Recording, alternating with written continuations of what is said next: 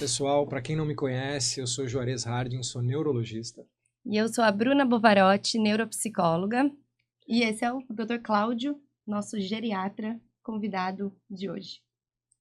Prazer grande estar com você aqui, cara. Muito Prazer obrigado, é viu? meu, prazer é meu. Fiquei muito feliz pelo convite. Já tinha ficado feliz de saber do podcast que vocês estavam fazendo. E aí fiquei mais feliz ainda quando recebi o convite de vir hoje bater esse papo com vocês. Obrigada. Ah, você estava na nossa lista de... Negra?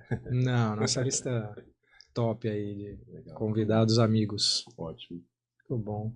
Bom, hoje a gente vai conversar, Cláudio, nada mais, nada menos Pediatria. sobre o envelhecimento, né, cara? Por isso que a gente te escolheu aí, ser um profissional sensacional nessa área aí da geriatria e falar sobre saúde mental, envelhecimento, todo esse campo aí que hoje preocupa muito, né? A gente precisa aprender a envelhecer e a expectativa de vida aumentando, as pessoas cada vez com mais idade e com muitos problemas de saúde mental aí, psicológicos e também orgânicos aí, neurológicos, né? Então a gente vai caminhar hoje aí por esses assuntos. Bora lá.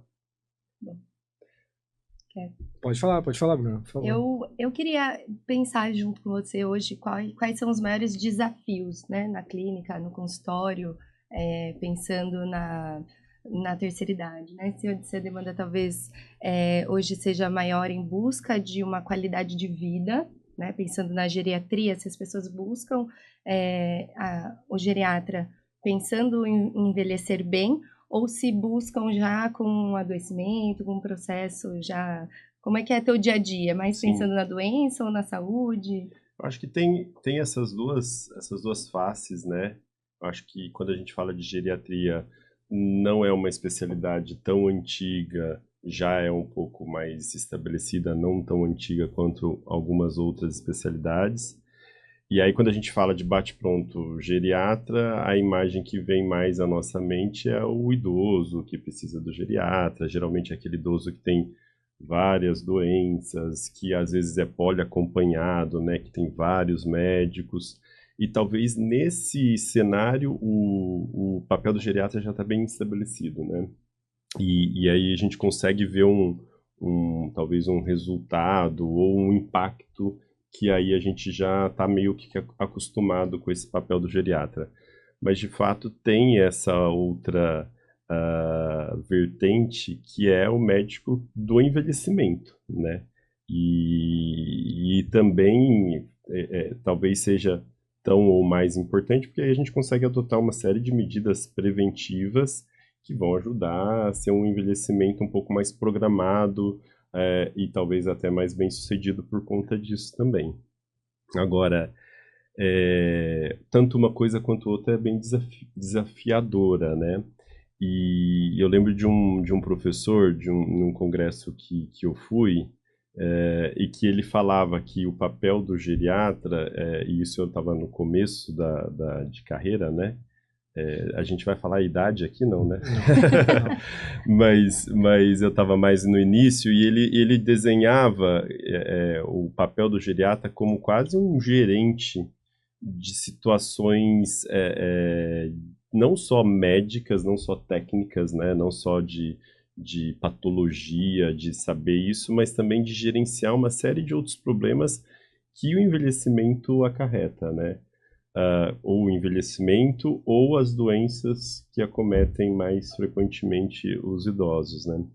Em algumas delas, ou pelo próprio envelhecimento, os idosos vão se deparando com uma série de desafios, uma série de dificuldades, e isso também perpassa pela família, pela sociedade, e o papel do geriatra ou do profissional que lida, né, o médico ou não médico que lida com esse idoso e nesse cenário é bem desafiador, né? Principalmente quando a gente vai falar de doenças que geram alguma incapacidade, né? Seja do ponto de vista cognitivo ou incapacidades físicas, porque aí mobiliza muito mais a família, mobiliza muito mais o entorno, e acaba trazendo um sofrimento muito grande, né, para aquela pessoa e também para o entorno.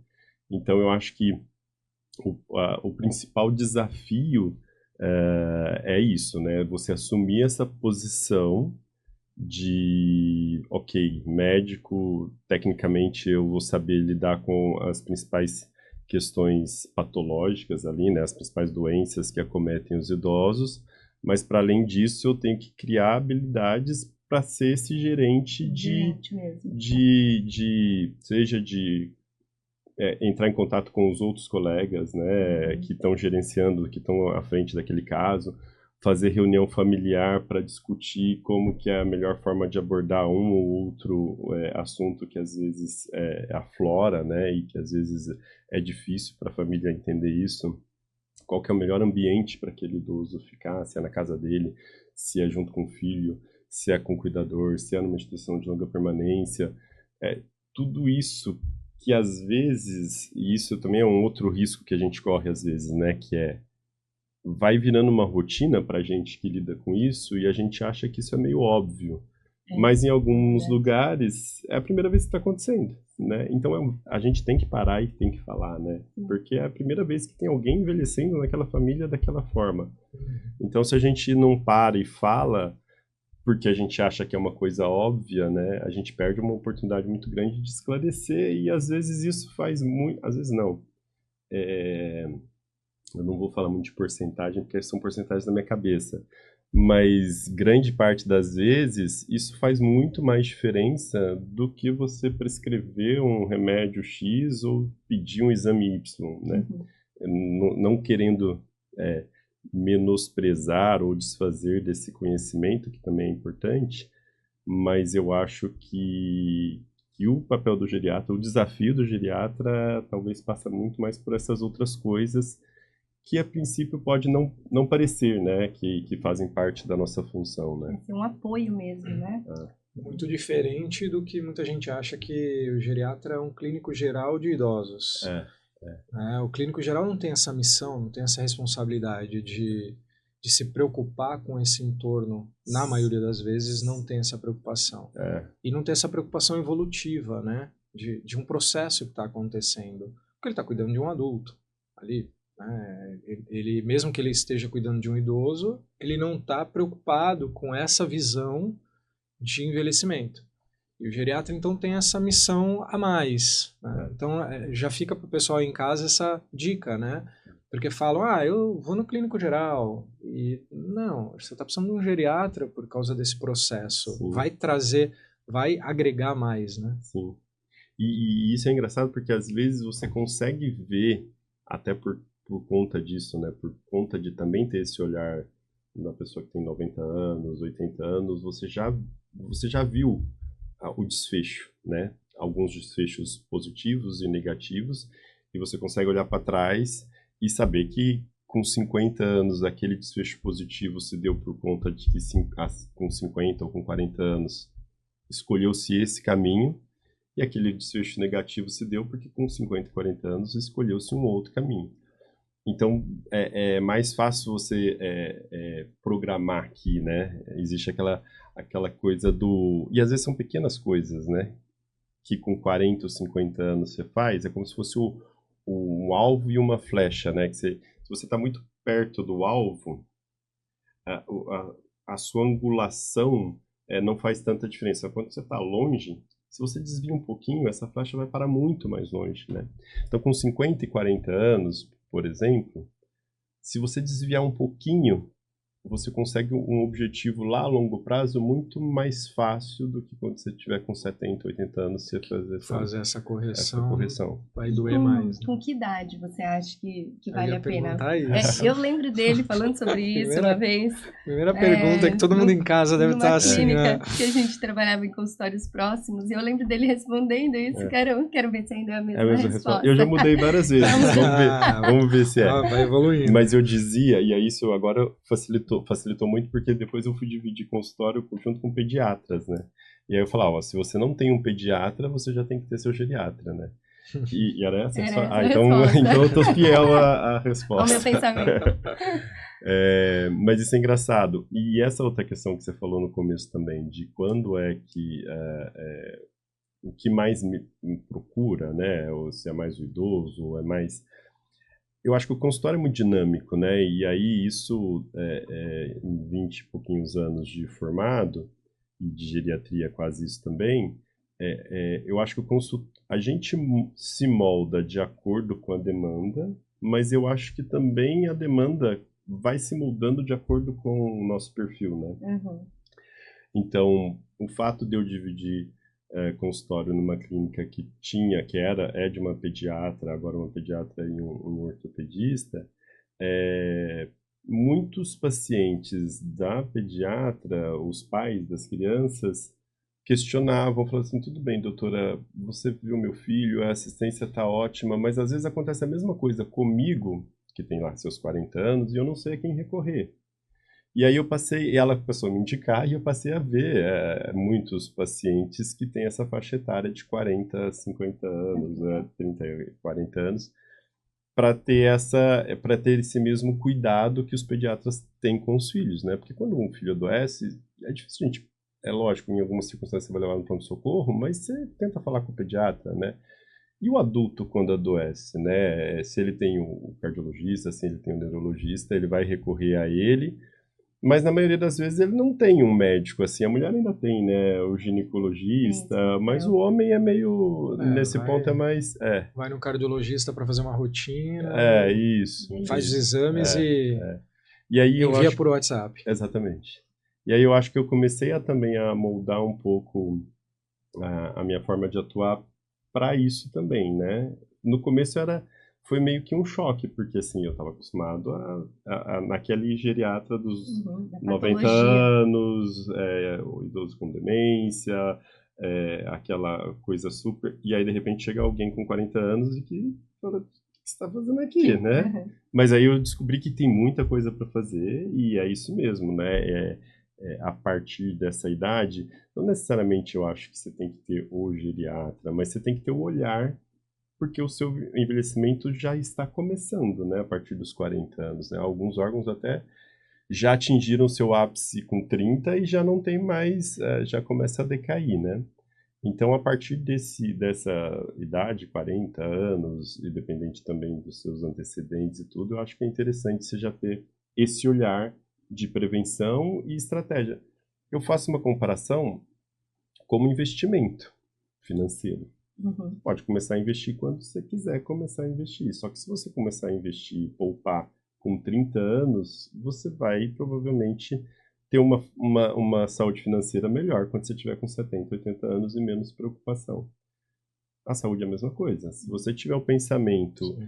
e começar a investir nisso com 30, 40, quanto mais cedo, melhor também, Eu né? acho que a cultura hoje leva, né, a gente a buscar mais saúde, né, antes. Acho que existe uma cultura que incentiva a buscar cuidados. Isso também muda um pouco a realidade, acho que do consultório, né. A Sim, minha mudou muito também, parece de fases, mas dentro da neuropsicologia o foco é fazer diagnósticos. A gente faz um diagnóstico de um declínio cognitivo ou de uma dificuldade de aquisição de habilidades.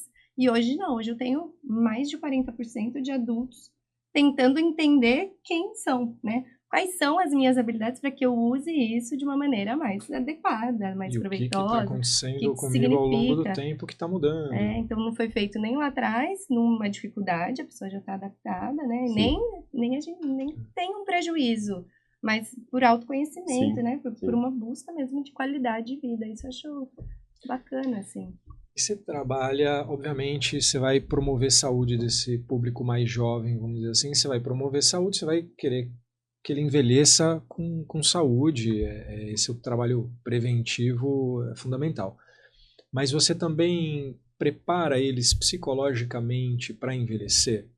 O cara de 40, você começa a preparar o terreno para as dificuldades e limitações que a idade vai trazer aos 50, aos 60, aos 70. Você acha que... Eu acho que no consultório a gente tem esse espaço, eu acho, de diálogo, né? Que é muito produtivo, né? Porque tem muita gente que tem algumas ideias que são muito perigosas e que levam uma pessoa mais nova, assim, ao consultório, e aí eu já tento já quebrar um pouco essas ideias para entender que é o que eu proponho, né? Que é a história de não envelhecer, né? Que não é possível, né? Tipo, essas terapias anti-aging, essas coisas de fórmulas meio mágicas para se manter uma juventude. Sorão. Isso. Sorão.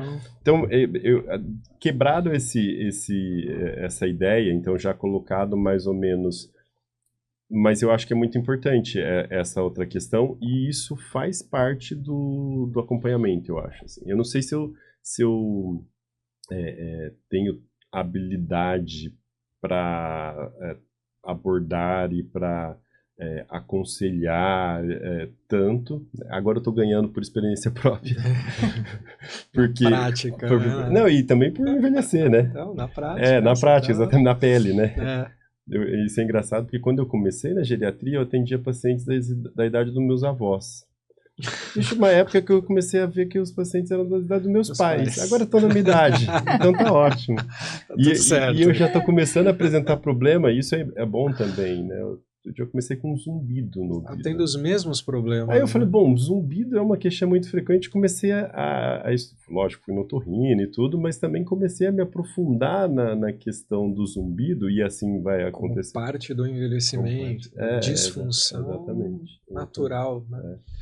Mas eu acho que sim passa, então, a questão o vínculo com o trabalho, né? Então, às vezes um paciente tem 40, 50 anos, está no auge do desempenho profissional, está no auge da carreira, mas não é infrequente eu perguntar sobre isso, né? Como isso te impacta? Como você lida com isso? Quais são seus planos para daqui a 10 anos com relação ao seu trabalho? Porque a gente sabe que a aposentadoria lá na frente é uma questão.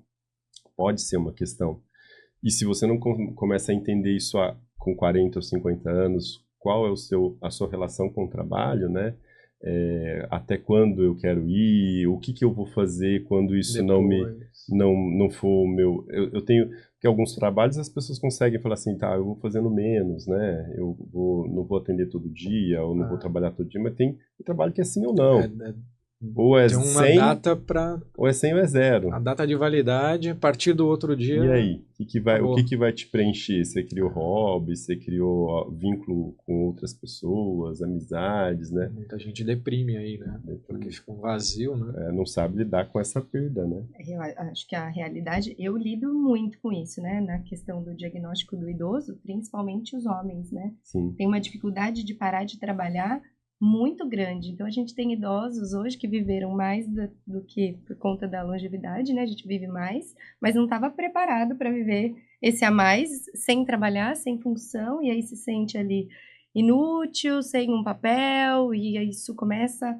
Não se sabe o quanto que isso é um adoecimento, e aí vão ficando muito teimosos com algumas coisas, né? E é muito difícil você conseguir criar um novo hábito, a pessoa entender, a gente, às vezes até pessoas que têm uma carreira muito consolidada, né, importante, que viveram muito bem, que com 80 anos poderiam parar de trabalhar bem, só com orgulho, e que não conseguem interromper, porque não se veem sem aquele papel, né? Então, começar a pensar nisso, né, eu acho fundamental, eu acho uma das coisas mais importantes, assim, hoje, pensando em envelhecimento, é lembrar que a vida tem etapas, né? Sim. Tem lá a infância, a adolescência, o início da vida adulta, a parte mais longa aí de trabalho, e que depois você precisa pensar que tem um depois, né? E eu talvez seja a parte mais difícil da vida. O que vocês acham? Porque todas as outras fases anteriores são fases, para a maioria das pessoas, evolutivas, de ganhos, de conquistas, de sempre um aumento, né? Você conhece mais pessoas, adquire mais conhecimento, amplia suas capacidades. E a senilidade, ela vai ser um processo invertido, onde estabiliza muita coisa e começa o declínio. Né? Declínio físico, declínio cognitivo, o declínio... você começa a não acompanhar mais a modernidade, você começa a ficar mais antiquado, né? Principalmente na nossa cultura, que o idoso não é sábio, né? Talvez o oriental tenha um pouquinho mais de dignidade na senilidade por ser considerado sábio.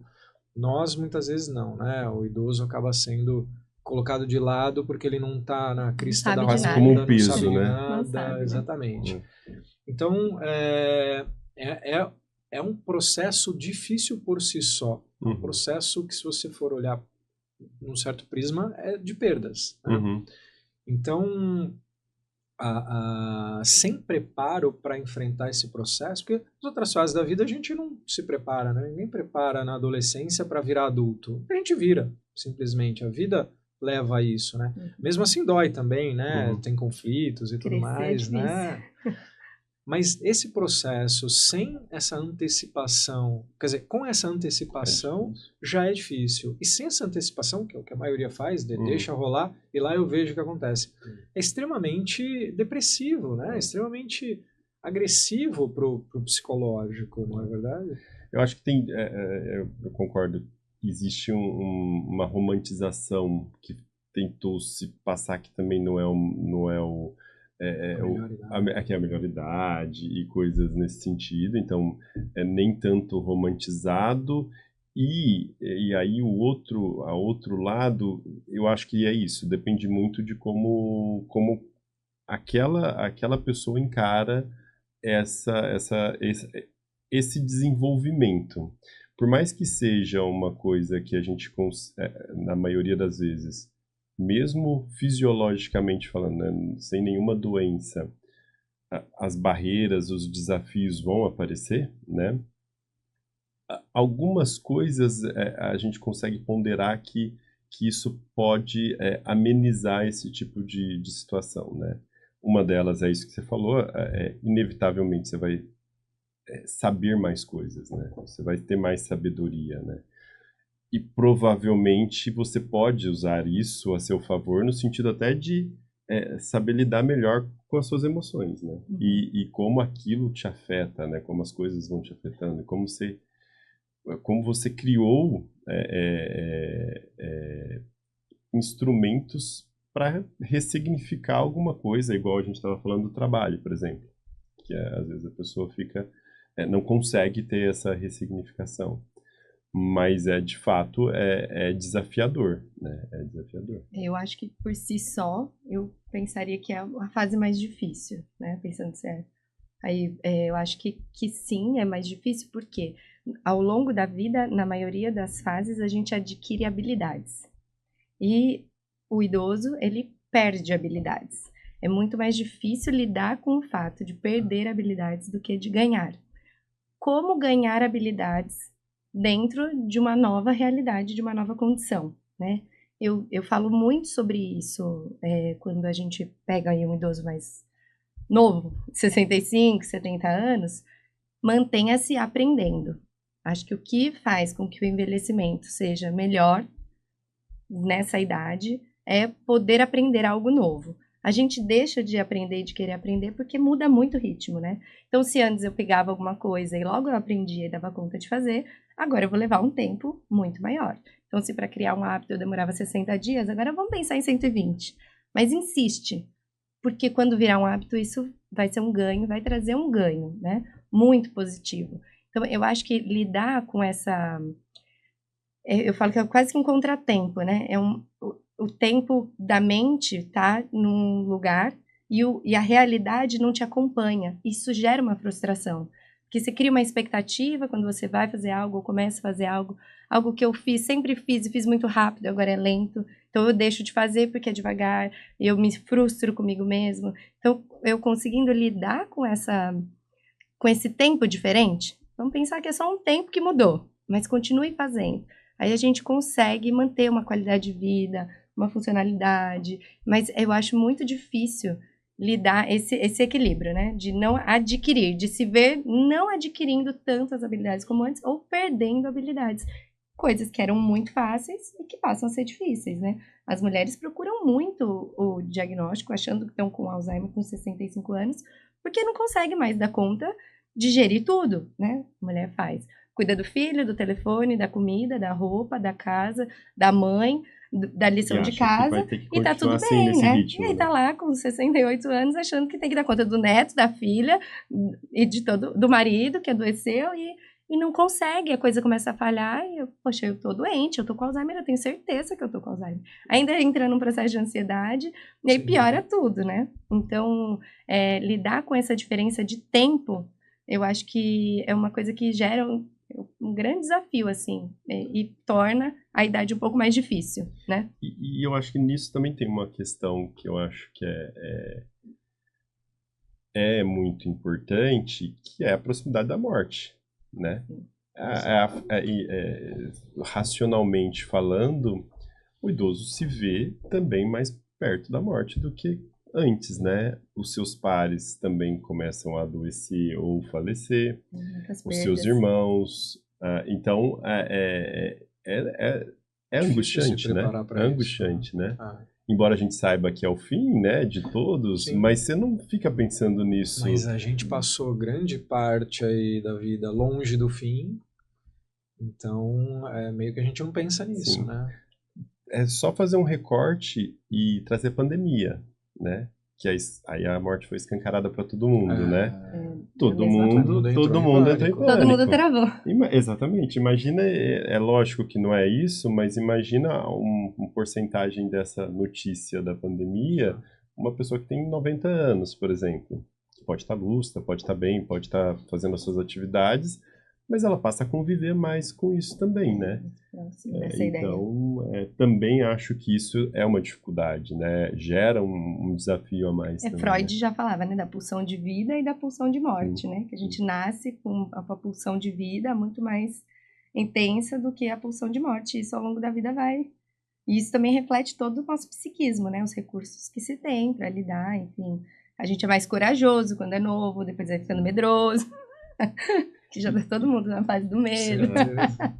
E essa outra questão das etapas da vida é uma coisa muito curiosa, porque assim, as etapas, por mais que a gente tenha algumas pequenas mudanças em o que é o tempo da infância e aí o adolescente que antes não existia, né? E agora existe o adolescente, o jovem. Novidade, né? O jovem.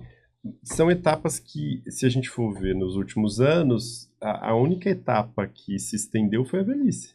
A gente começou a ficar ok que a gente está envelhecendo de uma maneira diferente também, né? Antigamente, com 40, 50 anos, a gente já imaginava um senhor, uma senhora, mas o que esticou foi essa última parte da vida, né? O que a nossa vida, a expectativa de vida aumentou graças ao envelhecimento, né? Graças a essa possibilidade de envelhecer. Então, essa última fase da vida que a gente realmente vai ter que reestruturar ela, né?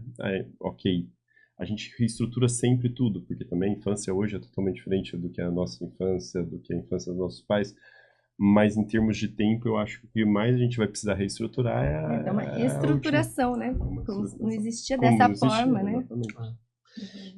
Mas você não acha que temos aí também um problema quando a gente estica a expectativa de vida, então nós temos um maior tempo como idoso, mas na verdade a gente não se enxerga idoso, a maioria das pessoas não se enxerga idoso nessa faixa inteira.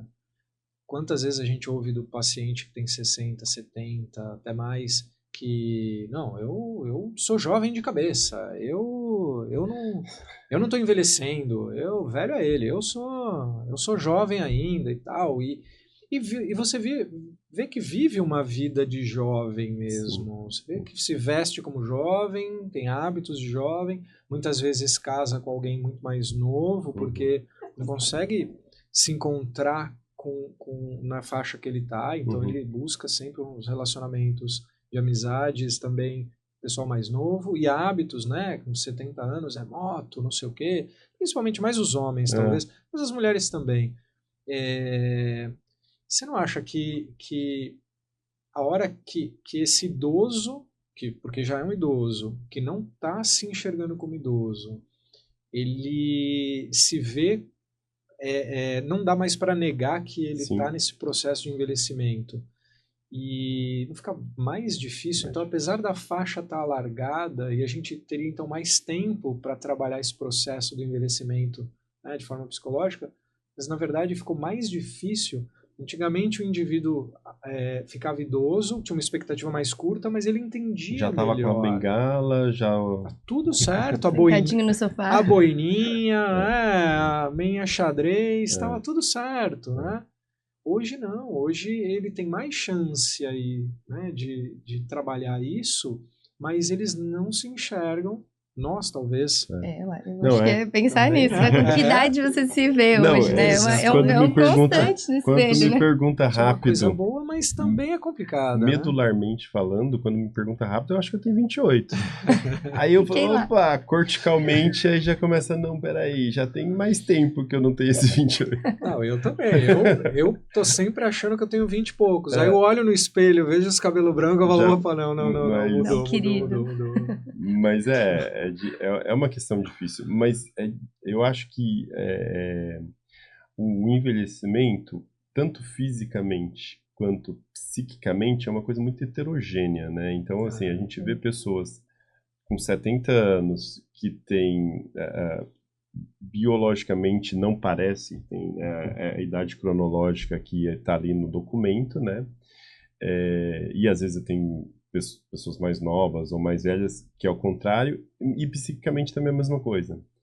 E algumas características eu não consigo levar muito para o lado negativo, né? Porque são características que quer continuar a ter hábitos saudáveis, e ok, né? Tipo, Ok. quero Tá continuar bom. fazendo esporte, quero continuar conversando com as pessoas, quero continuar tendo essa sensação de pertencimento. Porque eu acho que é isso que, na verdade, talvez de uma forma meio torta, é isso que, na verdade, as pessoas estão procurando ali, né? O envelhecimento, de alguma forma, ele meio que exclui. Não tem espaços, né? E aí a forma como a pessoa reage a isso é tentar se incluir de alguma forma. E ela pode buscar de alguma forma até over, né? Mas na maioria das vezes o que eu sinto é essa necessidade de fazer parte de um grupo, de um propósito, de dar um motivo para aquela existência, né? E aí eu acho muito válido porque se a gente voltar lá naquela história dos 40, 50 anos, tem um monte de pesquisa que diz que é tão importante quanto algumas questões clínicas, né? O controle da diabetes, controle do colesterol, se fumou, não fumou, não estou falando ninguém para fumar. Mas tão importante quanto isso é você saber se essa pessoa com uns 40, 50 anos tinha amizade e cultivava essas amizades, né? Para o envelhecimento ser bem sucedido, né? Então, essa necessidade de fazer parte de bom um convívio grupo... social, né? Isso.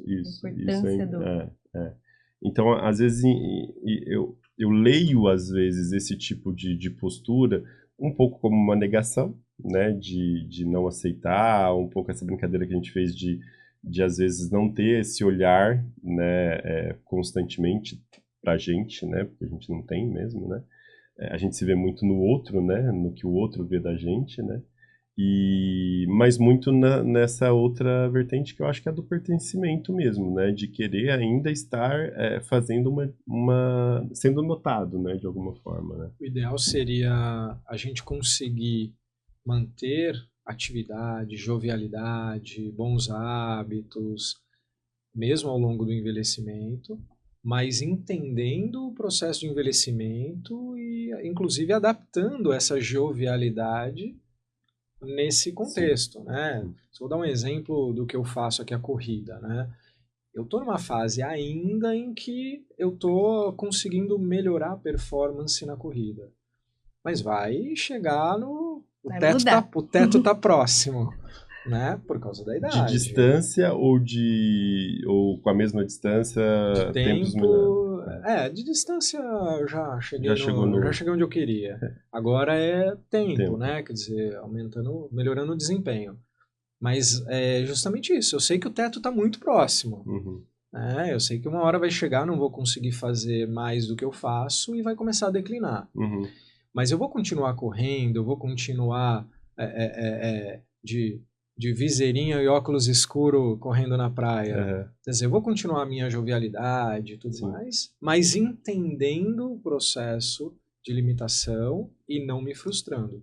Isso é um trabalho que eu faço na minha cabeça. Precisa de um preparo, né? É Sim, algo que eu não vou deixar acontecer. Lidar com essa ideia. Para quando eu chegar lá, quando acontecer, eu falar, pô, o que está acontecendo? Peraí, vamos entender. Vai doer mais. Então eu já estou trabalhando isso na minha cabeça desde agora. Não sei se vai ser fácil, mas já estou trabalhando. Tá um pouco mais preparado.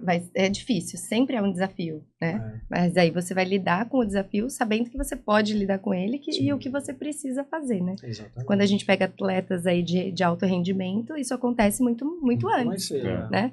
Eu tenho um desempenho fantástico e depois passo a não ter. E é difícil você manter um hábito. E aí tem tudo a ver com o envelhecimento, né? Poxa vida, tudo que eu fazia era fácil, passa a me dar um trabalho que não tinha antes, né? E agora, como é que eu ainda faço isso e tenho prazer nisso, não tendo o mesmo desempenho? Eu dançava na minha juventude, né? Dancei por muitos anos, gostava muito. Depois de adulta, voltei a dançar, pra mim foi só frustrante. Vixe, Maria. Eu sei fazer aquilo, minha cabeça acha que sabe fazer aquilo, meu corpo não dá conta. Parar no ortopedista. Não fui porque tenho um pouco de responsabilidade, mas foi muito frustrante e eu parei. Porque me trazia mais tristeza do que alegria. Eu precisei ficar uns 2 anos sem fazer nada de dança para trabalhar na minha cabeça que a dança ia me trazer outra coisa de outro jeito. Então é isso. E aí consegui voltar e tenho hoje prazer em fazer aquele esporte que é o esporte que eu mais gosto. Mas é muito difícil fazer uma coisa que se fazia bem, fazer ela mediana, né?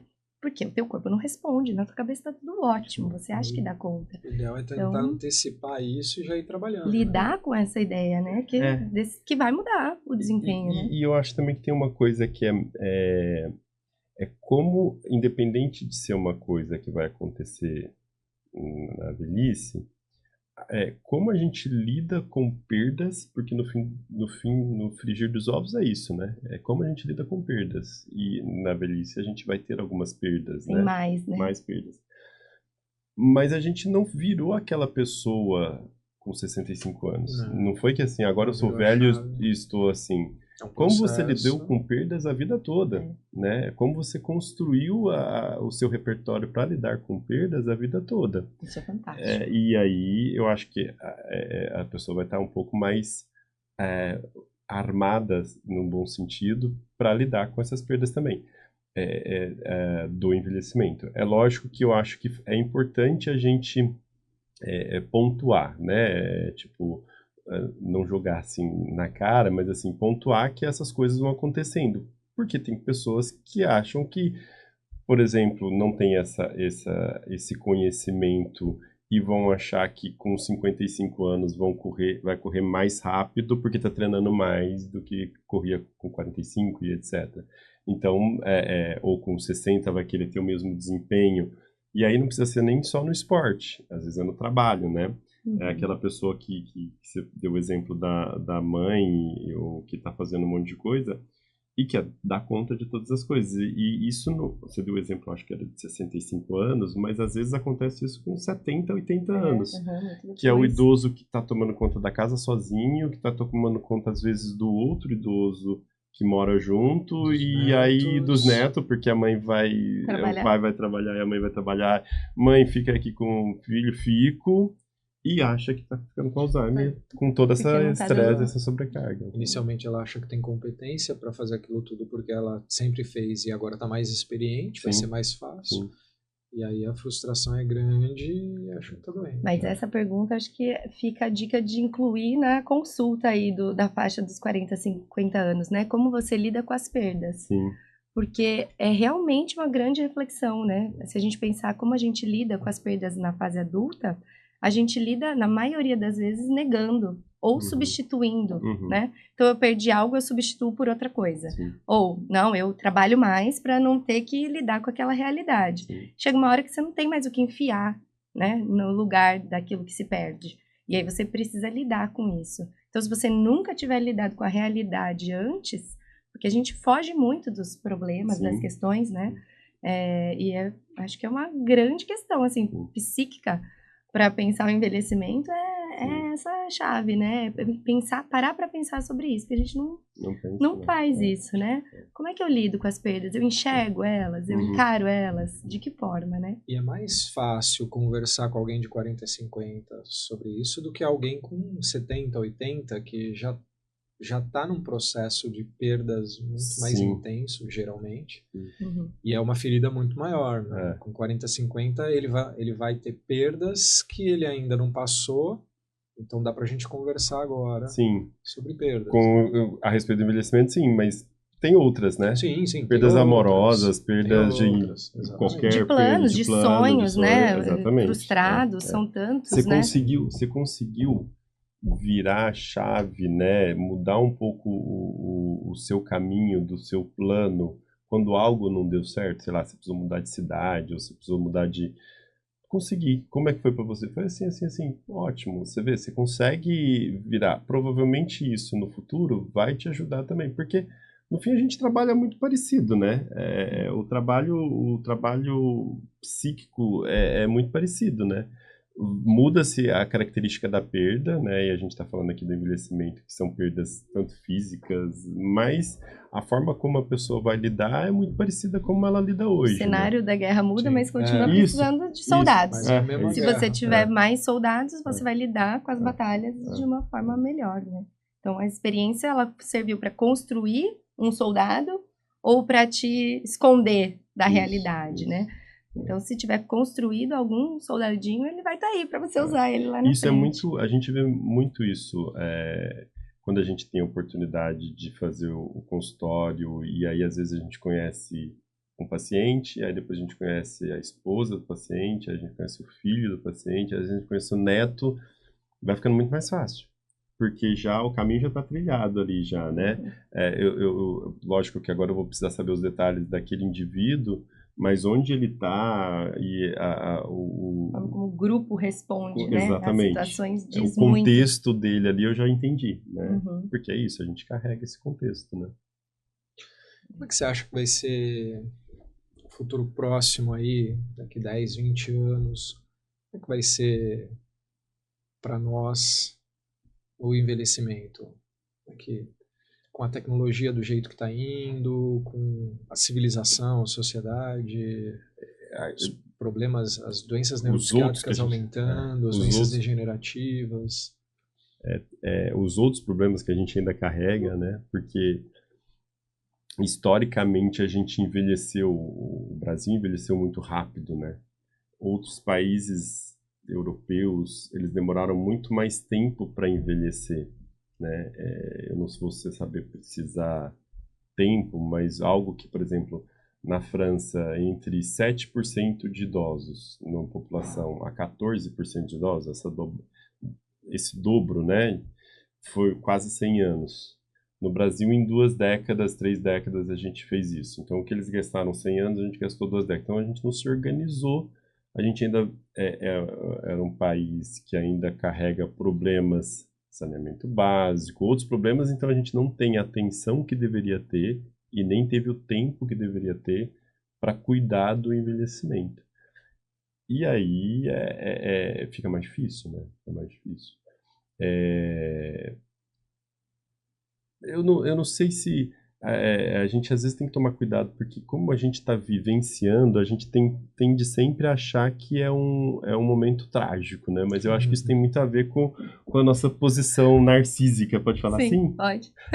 Que é achar assim, tipo, eu tô aqui agora e aqui agora tá uma catástrofe. Mas será que não é uma catástrofe frente aos olhos de quem tá vendo e com medo? Sempre foi assim, sempre só foi que assim. a gente tá vendo agora. Exatamente. Então, eu acho que exige cuidado, exige atenção, porque, de certa forma, é uma população muito grande, né?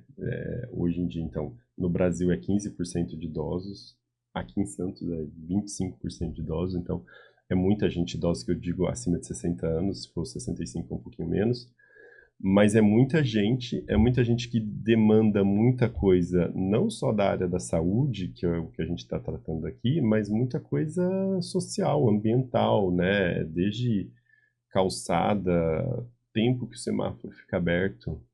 Eu ando muito a pé. Para atravessar na costa aqui, pode falar isso?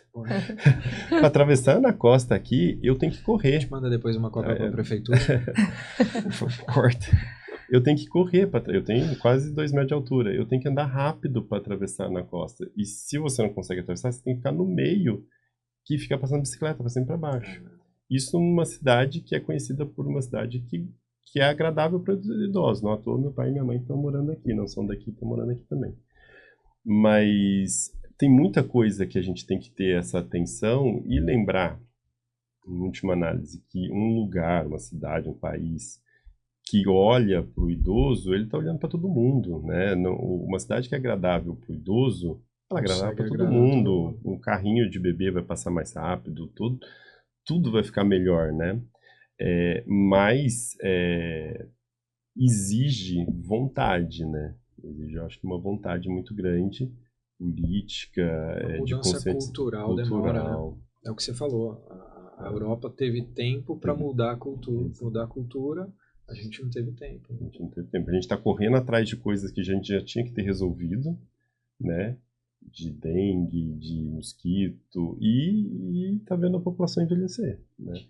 A tecnologia. Hoje os idosos sofrem muito com a tecnologia, né? Claro, eles quando nasceram era rádio, depois televisão em preto e branco, e hoje um iPhone com inteligência artificial, para eles é uma dificuldade natural. Uhum. Você acha para os mais jovens, quando envelhecerem, como é que vai ser isso?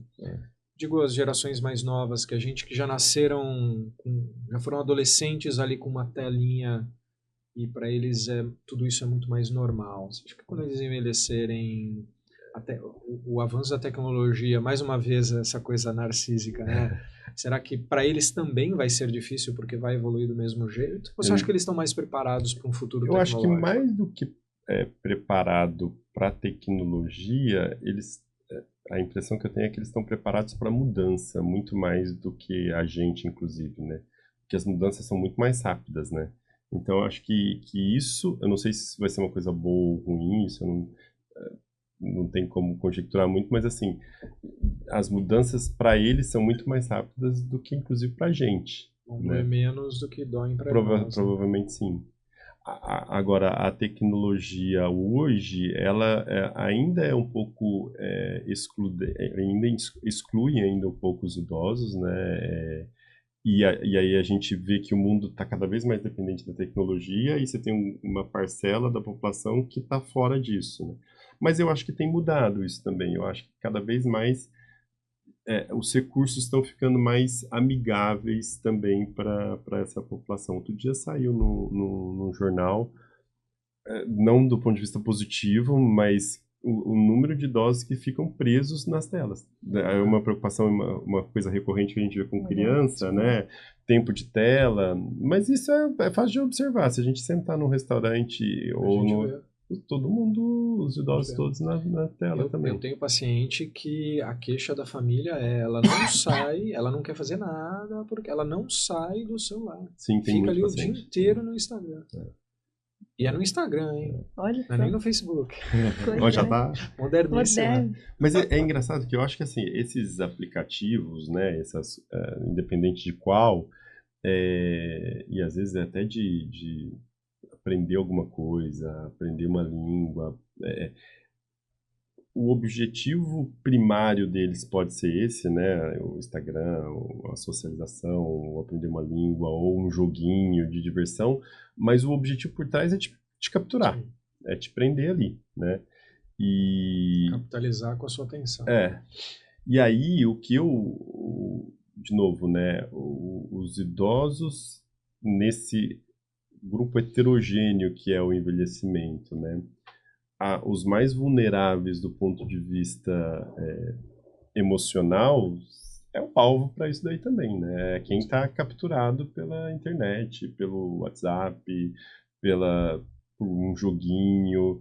Então é aquele que não consegue ponderar, usar com moderação, porque a gente precisa usar, mas também fazer as outras coisas, né? E movimento, né? Que é uma briga nossa, né? Precisa movimentar, precisa incluir movimento no seu dia, né? Porque senão fica tudo aqui, né? Tá tudo no sofá, o streaming que você quiser e o celular. Esse é um desafio. Você perguntou no começo os desafios, e esse é um desafio, né? Em criar movimento no dia das pessoas, né? Tirando a atividade física como exercício físico, né? Que ok, isso tá meio que por mais que às vezes o paciente não adere a isso, todo mundo sabe, não, seria bom fazer, sei lá, uma academia 2 vezes por semana, fazer o pilates, não sei o quê. Não, eles até fazem. Fazem, só isso. Só isso. E aí eu costumo falar, isso é um sedentário plus, né? Porque você fica... Gostei desse termo, vou usar. Você fica 50 minutos terça, 50 minutos quinta e o resto do dia. É interessante isso, como gerar movimento, né? Eu acho que Santos é bom pela questão da praia e de ser plano, né? A gente tem bastante pessoas que caminham, que têm esse hábito, né, de caminhar. Mas acho que em outras realidades isso é ainda mais desafiador, né? Porque não tem esse cenário que favorece, que cria esse hábito. E a gente, culturalmente, não se tem movimento. E depois da pandemia, muito menos, né? Aqueles que tinham os grupos que saíam, que frequentavam um café no shopping, que iam toda sexta comer uma pizza. Muitos relatam, né, que os grupos se desfizeram, que as pessoas não saem mais. Então, num processo cada vez mais individualizado mesmo, né? O idoso ainda se mantinha pró-social, né? Ele ainda era uma pessoa sociável hoje, que a gente vai tendo cada vez menos, né? São adultos com preguiça de socializar, crianças já sem interesse de socialização, que toleram cada vez menos a opinião dos outros, mas os idosos eram ainda o que restava de interesse em socializar, né? Hoje em dia, até isso a gente perdeu muito, né? Então, faltam espaços e a importância de enxergar isso como uma necessidade básica, né? A gente passou a ver o isolamento e o estar sozinho como algo melhor do que estar, né, socialmente. Isso é uma questão também, é um desafio. Como inserir, né? Ah, não, eu não gosto de ir lá, porque tem um monte de gente, prefiro que venha o personal aqui em casa, eu vou na academia, aqui, tá tudo bem. Ah, não, eu não vou no mercado, eu prefiro pedir, eles entregam, né? Então, a gente vai diminuindo todo esse movimento, né? Que é ir na farmácia, ir no mercado, ir no cafezinho. E para uma parcela da população é muito acessível esse tipo de vida mais individualizada, mais reclusa, né? É o personal, é a academia do prédio. Antigamente isso não existia, né? Não, tem que ir o iFood. Então, aí ele aprende a tecnologia, fica na tecnologia e pede comida no aplicativo. Né? Pede supermercado no aplicativo. E não sai para fazer uma padaria. Né? É acessível esse estilo de vida. De vida, um estilo de vida em alta, e a quantidade de streaming que tem, né? Então a pessoa troca hobbies ativos, né? Que é isso, né? Ir pro calçadão, caminhar na praia, tá ótimo, né? Ou fazer uma trilha, né? Até sentar no banquinho da praia. Sentar no banquinho da praia. Pra olhar a natureza. Olhando, observar. Né? E isso é muito engraçado, porque às vezes a gente precisa reforçar isso, né? Porque às vezes o paciente faz isso e acha que é uma coisa natural. E eu falo, não, é isso mesmo, tem que ir lá, tem que sentar, tem que conversar. Eu tenho uma paciente que fala que às vezes ela senta e conversa com os moradores de rua, às vezes eu converso mesmo. Eu vou conversar com quem estiver ali, não tem... É isso mesmo, conversa. Você tem que conversar com quem tá ali, você tem que interagir, né? Tá ali, tá na cidade, tá na cidade, né? Os pacientes trazem umas experiências inusitadas, né? Umas coisas assim. A gente aprende muito, né? Muito, né? Pensando nisso, o que você já aprendeu, você também, na clínica, no consultório, que foi um alerta de uma mudança de hábito e que você carrega hoje, né, a partir de uma troca, assim, com o paciente, você falou, puxa, acho que isso é uma coisa para eu ajustar a minha seta aqui, que talvez mude meu alvo. A gente tem um ramo novo na medicina, né? Não tão muito novo assim, que chama medicina de estilo de vida, que cultiva alguns hábitos, né? Que estimula que os pacientes cultivem alguns hábitos, não só então, que é uma coisa meio que parece uma coisa que a avó sabia, né? Mas também como fazer isso, né? E é engraçado que uma das coisas principais que eles usam, né, é que você tem que ser seu paciente número 0, né? Você tem que ser o seu primeiro paciente. E de fato tem um monte de pesquisa que mostra que o médico que faz atividade física sabe prescrever melhor atividade física e faz isso de uma maneira muito mais entusiasmada do que é um médico que não faz. Então, eu acho que, nesse sentido, eu acho que me movimentar mais, né, ouvir o meu discurso fez mais sentido para mim me movimentar mais e fazer mais atividade física. Eu acho que principalmente isso. A alimentação, ok, a gente tenta dar de vez em quando, umas escapadas, né, mas em termos, eu acho que o principal é a atividade física. Mas eu acho que a gente aprende, eu trabalho numa instituição de longa permanência de idosos japoneses, né, aqui em Santos. E talvez lá seja o lugar que eu mais aprenda coisas, para mim, para minha profissão, e principalmente para minha profissão fora de lá, né, como geriatra no consultório. E uma coisa que eu aprendi lá é que a gente às vezes tem que ter paciência, né, porque às vezes a gente é muito afoito em querer fazer alguma coisa, né, do ponto de vista técnico, médico, e às vezes é só ter calma, né, o organismo, e isso é um outro papel do geriatra também, eu acho, às vezes o papel do geriatra, outro dia me veio isso na cabeça e falei, essa metáfora eu vou usar. Sabe quando a gente vai jogar boliche e tem criança e levanta a canaleta? Às vezes o papel do geriatra é só fazer isso, levantar a canaleta para que as coisas vão... Você não precisa fazer muita coisa, é só ajudar a conduzir. E lá foi possível fazer isso porque lá, como é um lugar que eu vou frequentemente e tem sempre enfermagem, enfermeiro e outros profissionais que ajudam, hoje está com febre. Tá com febre? Vamos esperar, amanhã você me fala como tá. Não, hoje não tá com febre. Se fosse em outras circunstâncias, às vezes é um idoso com 80 anos, eu não vou ver ele no consultório no outro dia, eu vou ver só semana que vem. A gente é mais afoito para fazer coisas e em uma determinada faixa etária, a chance da gente ser iatrogênico, né, de fazer mal é muito grande, né? A gente tem essa... mais, né? Então lá eu aprendi que às vezes, principalmente nessa situação, às vezes a gente tem que tirar um pouquinho o campo, assim, né? Recuar um pouco e só ir aparando para ver como as coisas vão, né? Então isso eu tenho aprendido. Mas no consultório a gente também de história, de vínculo com família. Nem meu pai, sábio idoso, fala, muito faz quem não atrapalha. É isso. Eu tenho uma experiência bem interessante que eu quero compartilhar. Eu fui num jantar um dia, jantar de laboratório, com aula e tal, e aí um colega neurologista daqui da cidade sentou do meu lado. Tudo tal. Mais idoso, né? Mais idoso do que eu.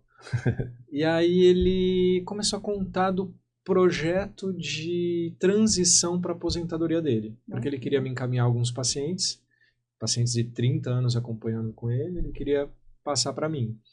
E aí eu comecei a conversar com ele, deixa eu entender teu projeto, ele começou a contar o projeto dele de substituição do trabalho por outras tarefas. E super entusiasmado, eu fiquei tão feliz assim por ele, mas de ter contato com essa experiência dele, dessa resiliência, que a gente não vê no dia a dia, assim, a pessoa entusiasmada em parar de trabalhar e começar a substituir por outras coisas. Claro que o médico tem essa oportunidade, como a gente falou, né, de tirar o pé e começar... Mas ele fez uma transição tão legal, com um curso de jardinagem, com umas coisas tão interessantes, assim, e coisas que é o que você falou. Ele falou assim, tô há muito tempo querendo fazer tal curso, tal coisa, tal atividade. E aí agora eu vou ter oportunidade. Então um aprendizado, uma coisa nova, e ele super entusiasmado. Coisa simples, né? Nada tão elaborado. Mas isso que você falou... E me deu uma vontade de falar, eu quero fazer assim. Esse projeto. Tá anotado lá, vamos fazer assim. Isso bate muito com o que você falou no começo, né? A gente pode reagir a uma determinada perda com espanto, com horror, mas também com entusiasmo, que é o que ele fez, né?